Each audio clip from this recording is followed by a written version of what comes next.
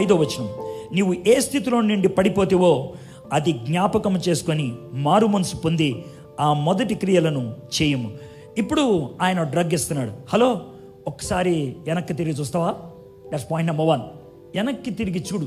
ఇది నెంబర్ 1. ఒకటి, తిరిగి అది తెచ్చుకో, తిరిగి చేయటం నేర్చుకో. Beautiful things. ఒకసారి వెనక్కి తిరిగి చూసుకో, జ్ఞాపకం ఉంచుకో. నీవు ఏ స్థితిలో నుంచి పడిపోతావో అది జ్ఞాపకం చేసుకొని మారు మనసు పొంది ఆ మొదటి క్రియలను చేయము. అట్లు చేసి నీవు మారు మనసు పొందితేనే సరి, లేని ఎడల నేను నీ వద్దకు వచ్చి నీ దీపస్తంభమును దాని చోటి నుండి తీసివేతను. Look at this. ఆయన అన్నాడు తెలుసా, హలో, నువ్వు గనక ఆ తొలి ప్రేమ మళ్ళీ తెచ్చుకుంటే ఉంటావు, నువ్వు పోతావు లేకపోతే. చాలా ఖచ్చితంగా చెప్పాడు.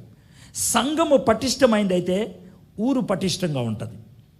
సంఘము పటిష్టంగా లేకపోతే ఊరు పడిపోద్ది. సూర్యుడు అస్తమించినటువంటి బ్రిటిష్ సామ్రాజ్యం 400 సంవత్సరాల క్రితం, ఎందుకో తెలుసా? అప్పుడు క్రిస్టియానిటీ చాలా స్ట్రాంగ్గా ఉండేది. క్రిస్టియానిటీ పడిపోయింది, ఈరోజు అడుక్కు తినే పరిస్థితికి వచ్చింది ఇంగ్లాండ్. ఎందుకని?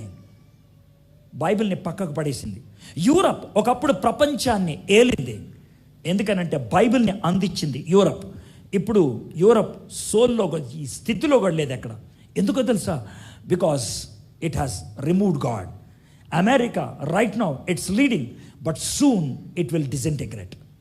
ఒకప్పుడు రష్యా వరల్డ్ నెంబర్ 2, కానీ ఈరోజు చిప్ప పట్టుకొని తిరుగుతున్నారు వాళ్ళు, లిటరల్గా చిప్ప పట్టుకొని.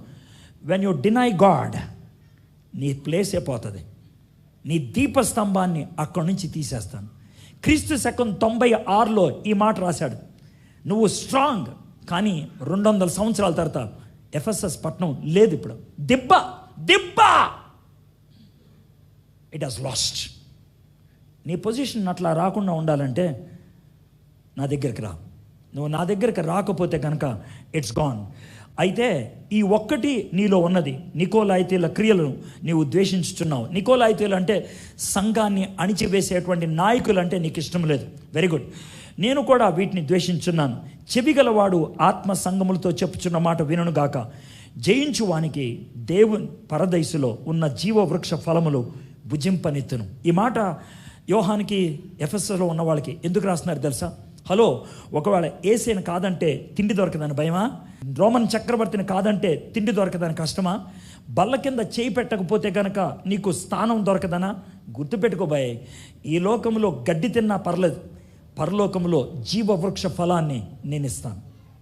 ఎంత బ్యూటిఫుల్ సొల్యూషన్, ఎంత బ్యూటిఫుల్ బ్లెస్సింగ్ ఆయన ఇస్తున్నాడు చూడండి. నిత్యము ఆ ఆనందాన్ని నువ్వు పొందగలుగుతావు ఒకవేళ నేను చెప్పినటువంటి మాట వింటే.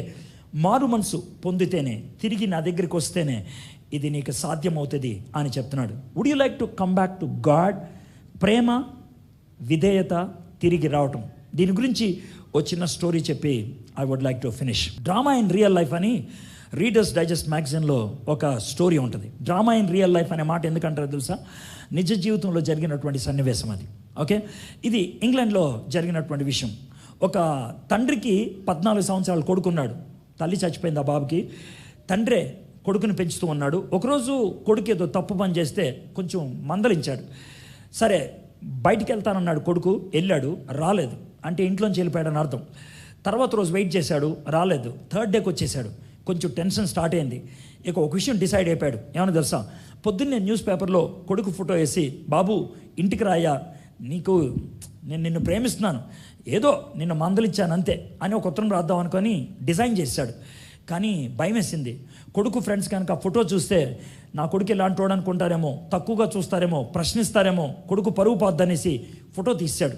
నా పేరును బట్టి కూడా గుర్తుపట్టేవాళ్ళు కొంతమంది ఉంటారని తన పేరు తీశాడు. కొడుకు పేరుని కూడా తీశాడు. ఎలా ఉత్తరం రాశాడు తెలుసా? ప్రియమైన కుమారుడుకు మీ నాన్నగారు రాయినటువంటిది. బాబు ఇంట్లోంచి నువ్వు వెళ్ళిపోయావు, అయితే నేను మందలిచ్చిన మాట నిజమే, కానీ నిన్ను ప్రేమిస్తున్నాను, నిన్ను బాగు చేయాలని చేశాను అంతే, నన్ను క్షమించు, రా ఇంటికి రా, నిన్ను ఇంకా తిట్టను.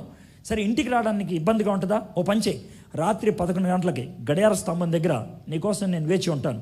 చీకట్లో చూడు, నేను కనబడ్డాను అనుకో, డాడీ వచ్చాడు, డాడీ అయ్యి ఉత్తరం రాసిందని నీకు నమ్మకం కుదరదు కదా, వచ్చే కౌగులించుకుంటాను, ముద్దు పెట్టుకుంటాను, ప్రశ్న అడగను, ఇంటికి ప్రేమగా తీసుకెళ్తాను, ఇది నా ప్రామిస్ డాడీ అని ఉత్తరం రాశాడు. సాయంత్రం 11 గంటలకి గడియార స్తంభం దగ్గరికి వెళ్ళాడు.